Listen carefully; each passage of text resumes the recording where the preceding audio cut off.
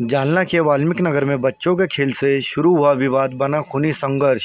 तलवार और रॉड से हमला कर 18 वर्षीय युवक अहमद रियाज सैयद की हुई मृत्यु और 2 महिलाएं जख्मी। जांच में जुटी पुलिस।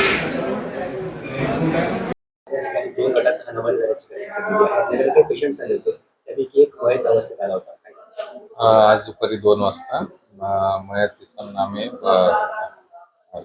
सय्यद अहमद सय्यद रजाक वर्ष 18 राहणार वाल्मिक नगर तो आपल्याकडे आला. घेऊन आल्यावर मी तपासले असता तो मृत अवस्थेत होता. त्याला मृत घोषित केलं, नातेवाईकांना सांगितलं आणि बॉडी पीएम साठी पोलिसांना कळवले आणि बॉडी शिफ्ट केली आहे मॉर्चरीमध्ये. मयताच्या शरीरावर काय वार होते? मयताच्या शरीरावर डाव्या बाजूला एक खोल वार होता, छातीपर्यंत जात होता. कशाने केले असेल? ते मे मोठा चाकू असेल किंवा मग तलवार असेल ते माहित नाही.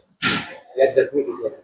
जखमी त्याच्या आधी व्यवस्था 2 जखमी आले, 2 महिला आले. नेमकी घटना काय घडली ते समजतं? ते काही मारामारीची घटना होती एवढंच त्यांनी सांगितलं, दुसरं काही सविस्तर काही सांगितलं.